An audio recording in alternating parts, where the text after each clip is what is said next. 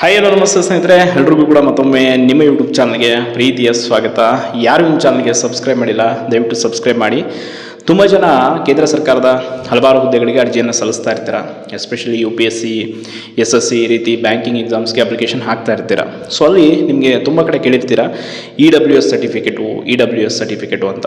But ಏನದು EWS certificate ಅಂದರೆ, ಅದನ್ನು ಹೆಂಗೆ ಪಡೆಯೋದು, ಏನೆಲ್ಲ ಬೆನಿಫಿಟ್ಸ್ ಇದೆ, ಇದ್ರ ಬಗ್ಗೆ ಇವತ್ತಿನ ವಿಡಿಯೋದಲ್ಲಿ ಕಂಪ್ಲೀಟಾಗಿ ತಿಳಿಸ್ತೀನಿ. ತುಂಬ ಜನ ಕೇಂದ್ರ ಸರ್ಕಾರದ ಒಂದು ಮಟ್ಟದಲ್ಲಿ GM ಅಲ್ಲಿ ಬರ್ತೀರ.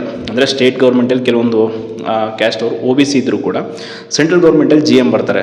ಉದಾಹರಣೆಗೆ OBC 3rd B ಅಂದರೆ ವೀರಶೈವ ಲಿಂಗಾಯತ ಕಮ್ಯುನಿಟಿ. ಇವರೇನು ಅಂತಂದರೆ, ಈಗ ಸೆಂಟ್ರಲ್ ಗೌರ್ಮೆಂಟಲ್ಲಿ ಕೇಂದ್ರ ಸರ್ಕಾರದಲ್ಲಿ ಹೋದಾಗ ಸೆಂಟ್ರಲ್ ಗೌರ್ಮೆಂಟ್ನ ಯಾವುದೇ ಪೋಸ್ಟ್ಗಳಿಗೆ ಅಪ್ಲಿಕೇಶನ್ ಹಾಕಿದಾಗ ಅಥವಾ ಅಲ್ಲಿ ಅವ್ರನ್ನ GM ಅಂತ ಕನ್ಸಿಡರ್ ಮಾಡಲಾಗುತ್ತೆ.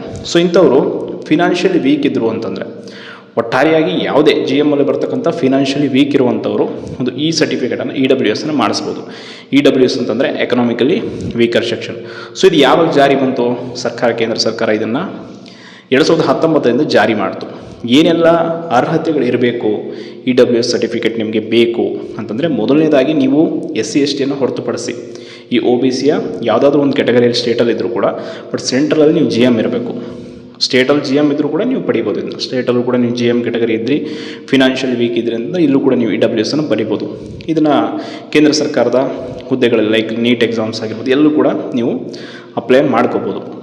ಆ್ಯಂಡ್ ನಾಟ್ ಓನ್ಲಿ ಪರೀಕ್ಷೆಗಳು, ಆಲ್ವೇಸ್ ಸರ್ಕಾರದ ಕೆಲವೊಂದಿಷ್ಟು ಸಬ್ಸಿಡಿಗಳು, ಬೇರೆ ಬೇರೆ ಯೋಜನೆಗಳು, ಕೆಲವೊಂದಿಷ್ಟು ಮನೆಗಳನ್ನು ಸರ್ಕಾರ ಕೊಡುತ್ತೆ ಕೇಂದ್ರ ಸರ್ಕಾರ. ಅಂಥ ಯೋಜನೆಗಳಿಗೂ ಕೂಡ ನೀವು ಅರ್ಹರಾಗಿರ್ತಾರೆ EWS ಸರ್ಟಿಫಿಕೇಟ್ ಇದ್ದರೆ. ಹಾಗಾದರೆ EWS ಸರ್ಟಿಫಿಕೇಟ್ ಪಡಿಬೇಕಂತಂದರೆ ಮುಖ್ಯವಾಗಿರಬೇಕಾದಂಥ ಅರ್ಹತೆ, ನೀವು ಆರ್ಥಿಕವಾಗಿ ಹಿಂದುಳಿದವರಾಗಿರಬೇಕು.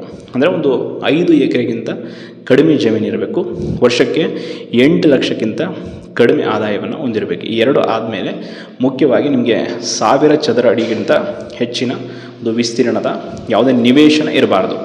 ಈ 3 ಆದಮೇಲೆ ನಿಮಗೆ ಈ ಒಂದಕ್ಕೊಂದು ಎಲಿಜಿಬಲ್ ಆಗ್ತೀರ. ನೀವು 5 ಎಕರೆಗಿಂತ ಕಡಿಮೆ ಜಮೀನು ಇದೆಲ್ಲ ಇದ್ದರೆ ನೀವು ಈ ಒಂದು EWS ಸರ್ಟಿಫಿಕೇಟ್ಗೆ ಅಪ್ಲಿಕೇಶನ್ ಹಾಕೋದಕ್ಕೆ ಎಲಿಜಿಬಲ್ ಇರ್ತೀರ. ಆ್ಯಂಡ್ ಈ ಒಂದು ಸರ್ಟಿಫಿಕೇಟನ್ನು ನೀವು ನಿಮ್ಮ ತಾಲೂಕು ಮಟ್ಟದಲ್ಲೂ ಕೂಡ ಪಡ್ಕೋಬೋದು ಆ್ಯಂಡ್ ಗ್ರಾಮದಲ್ಲೂ ಕೂಡ ಪಡ್ಕೋಬೋದು. ಇತ್ತೀಚೆಗೆ ಗ್ರಾಮ 1 ಅಂತ ಆಗಿದೆ. ನೀವು ಗ್ರಾಮ 1 ಹೋದರೂ ಕೂಡ EWS ಒಂದು ಫಾರ್ಮೆಟ್ ಸಿಗುತ್ತೆ.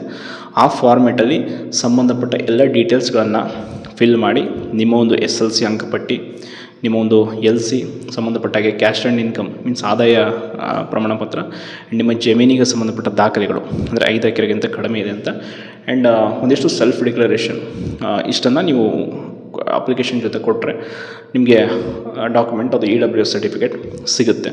ಸೊ ಇದನ್ನು ನೀವು ತುಂಬ ಜನ ನೆಗ್ಲೆಕ್ಟ್ ಮಾಡಿಬಿಡ್ತೀರ. ನಾನು ಹಲವಾರು ಜನ ನೋಡಿದೆ, ನನ್ನ ಸ್ನೇಹಿತರನ್ನು ಕೂಡ ಫಿನಾನ್ಷಿಯಲಿ ವೀಕ್ ಇದ್ದರೂ ಕೂಡ ಸೆಂಟ್ರಲ್ ಗೌರ್ಮೆಂಟಲ್ಲಿ ಈಗ GM ಅಲ್ಲಿ ಬರ್ತಾರೆ. ಅವರು ಕೆಲವೊಂದು ನಮ್ಮ ಕಮ್ಯುನಿಟಿಯಲ್ಲಿ ಇರ್ತಕ್ಕಂಥವ್ರು EWS ಮಾಡಿಸಿಲ್ಲ ಎಷ್ಟೋ ಜನ. ದಯವಿಟ್ಟು ಮಾಡಿಸ್ಕೊಳ್ಳಿ, ತುಂಬ ಬೆನಿಫಿಟ್ ಇದೆ. ಈಗ ನಾರ್ಮಲ್ ನಿಮ್ಮದು GMಗೆ ಏನು ಕಟ್ ಆಫ್ನ ಇರುತ್ತಲ್ವ UPSCಲಿ, ಅದಕ್ಕಿಂತ ಕಡಿಮೆ ಇರುತ್ತೆ. ಅಂದರೆ OBC ಮತ್ತು GMಗಿಂತ ನಡುವೆ ಇರುವಂಥ ಕಟ್ ಆಫ್ ಇದು EWS.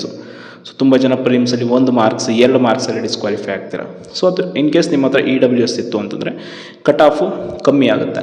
ಆ್ಯಂಡ್ ಅಷ್ಟೇ ನೀಟಲ್ಲೂ ಕೂಡ ಅಷ್ಟೇ, ಅಲ್ಲೂ ಕೂಡ ನಿಮಗೆ ಒಂದಿಷ್ಟು ಫೆಸಿಲಿಟಿ ಸಿಗುತ್ತೆ. ಆ್ಯಂಡ್ ರಾಜ್ಯ ಸರ್ಕಾರದ ಹಲವಾರು ಯೋಜನೆಗಳಲ್ಲಿ ನಿಮಗೆ ಸಬ್ಸಿಡಿ ಹಾಗೆ ಲೋನನ್ನು ಪಡೆಯೋದಕ್ಕೆ EWS ಸರ್ಟಿಫಿಕೇಟ್ ತುಂಬ ಹೆಲ್ಪ್ಫುಲ್ ಆಗುತ್ತೆ. ತುಂಬ ಜನ ಇದನ್ನು ನೆಗ್ಲೆಕ್ಟ್ ಮಾಡ್ತೀರಾ ಆ್ಯಂಡ್ ಹಲವಾರು ಜನಕ್ಕೆ ಮಾಹಿತಿ ಇರಲ್ಲ. ಸೊ ದಯವಿಟ್ಟು ಇದನ್ನು ಮಾಡಿಸ್ಕೊಳ್ಳಿ.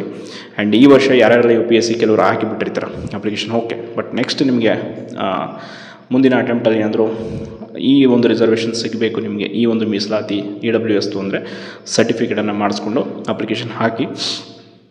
ಕಾರಣ ಇಷ್ಟೇ, ಹಲವಾರು ಜನ ಫಿನಾನ್ಷಿಯಲಿ ವೀಕ್ ಇರ್ತಾರೆ, ಆದರೂ ಕೂಡ ಅವ್ರು ಏನು ಮಾಡೋಕ್ಕಾಗಲ್ಲ, ಅವರ ಹುಟ್ಟಿರುವಂಥ ನಸೀಬ್ ಅಂತ ಹೇಳ್ಬೋದು. ಬಟ್ GM ಅಲ್ಲಿ ಇರ್ತಾರೆ, ಅವ್ರು ಏನು ಮಾಡೋಕ್ಕಾಗುತ್ತೆ, ನಾವು ಫಿನಾನ್ಷಿಯಲ್ ವೀಕ್ ಇದ್ದೀವಿ ಅಂತ ಅದಕ್ಕೆ ಸರ್ಕಾರ ಇದನ್ನೆಲ್ಲ ಕೂಲಂಕುಷವಾಗಿ ಚರ್ಚೆ ಮಾಡಿ 10% ಮೀಸಲಾತಿಯನ್ನು ಈ EWS ಸರ್ಟಿಫಿಕೇಟಿಗೆ ಕೇಂದ್ರ ಸರ್ಕಾರದ ಹುದ್ದೆಗಳು ಮತ್ತು ಕೇಂದ್ರ ಸರ್ಕಾರದ ಯಾವುದೇ, ಕೇಂದ್ರ ಅಂತಲ್ಲ ಒಟ್ಟಿನಲ್ಲಿ ರಾಜ್ಯ ಸರ್ಕಾರದಲ್ಲೂ ಕೂಡ ಯಾವುದಾದ್ರೂ ಶಾಲಾ ಕಾಲೇಜುಗಳಿಗೆ ಸೇರ್ತೀರಿ ನೀವು, ಕೆಲವೊಂದಿಷ್ಟು ವಿಶ್ವವಿದ್ಯಾಲಯಗಳಿಗೆ ಹೋಗ್ತೀರಿ ಅಂತಂದರೆ ಅಲ್ಲೂ ಕೂಡ ನಿಮಗೆ EWS ಅಡಿಯಲ್ಲಿ ರಿಸರ್ವೇಷನ್ ಇರುತ್ತೆ. ಸೊ ಇದು ತುಂಬ ಇಂಪಾರ್ಟೆಂಟ್ ಇರೋದರಿಂದ ಯಾರೂ ನೆಗ್ಲೆಕ್ಟ್ ಮಾಡಬೇಡಿ. ಕಾರಣ ಮುಖ್ಯ ಪರೀಕ್ಷೆಯಲ್ಲೂ ಅಷ್ಟೇ EWS ಕಟ್ ಆಫ್ ತುಂಬ ಕಡಿಮೆ ಇರುತ್ತೆ UPSCಲಿ. ಸೊ ಅದಕ್ಕೆ ಯಾರ್ಯಾರೆಲ್ಲ ಆದಷ್ಟು ಒಂದಿಷ್ಟು ಮಾಹಿತಿಯನ್ನು ಪಡ್ಕೊಂಡು ಅಪ್ಲಿಕೇಶನ್ ಹಾಕಿ 1 ಇಯರ್ ನಿಮಗೆ ವ್ಯಾಲಿಡಿಟಿ ಇರುತ್ತೆ ಈ WS ಸರ್ಟಿಫಿಕೇಟ್ದು. ಆಫ್ಟರ್ 1 ಇಯರ್ ನೀವು ಮತ್ತೆ ರಿನ್ಯೂವಲ್ ಮಾಡಿಸ್ಕೋಬೇಕು. ಸೊ ಅದು ಕೆಲವೊಂದು ರಾಜ್ಯಗಳಲ್ಲಿ ವೇರಿ ಇದೆ, ಕೆಲವೊಂದು ರಾಜ್ಯಗಳಲ್ಲಿ 6 ಮಂತ್ ಇದೆ, ನಮ್ಮ ಸ್ಟೇಟಲ್ಲಿ 1 ಇಯರ್ ಇದೆ. ಸೊ ಇಷ್ಟು ಈ ಒಂದು ಮಾಹಿತಿ. ಇದ್ರ ಬಗ್ಗೆ ಯಾರು ಇದ್ರ ಬಗ್ಗೆ ಗೊತ್ತಿಲ್ಲ ಅಥವಾ ತಿಳ್ಕೊಂಡಿಲ್ಲ ಅನ್ನೋರು ದಯವಿಟ್ಟು ತಿಳ್ಕೊಳ್ಳಿ. ಆ್ಯಂಡ್ ಅಪ್ಲಿಕೇಶನ್ ಸಂಬಂಧಪಟ್ಟ ನಿಮ್ಮ ತಾಲೂಕಿನಲ್ಲೇ ಹೋಗಿ ಅಪ್ಲೈ ಮಾಡಿ. ಇದನ್ನು ಕಂದಾಯ ಇಲಾಖೆಯವರು ಈ ಒಂದು ಸರ್ಟಿಫಿಕೇಟನ್ನು ಇಶ್ಯೂ ಮಾಡ್ತಾರೆ. ಹಾಗಂತ ಇದನ್ನು ಫೇಕ್ ಮಾಡಿಸ್ಕೊಂಡು ತುಂಬ ಜನ ಮಿಸ್ಯೂಸ್ ಮಾಡ್ಕೊಂಡೆಲ್ಲ ಆಗಿದೆ. ಬಟ್ ಈಗ ತುಂಬ ಸ್ಟ್ರಿಕ್ಟ್ ಇದೆ ವೆರಿಫಿಕೇಷನು, ಆ ಥರ ಆಗಲ್ಲ. ಕಾರಣ UPSC ಅವರು ತುಂಬ ಎಚ್ಚೆತ್ಕೊಂಡು ಬಿಟ್ಟಿದ್ದಾರೆ.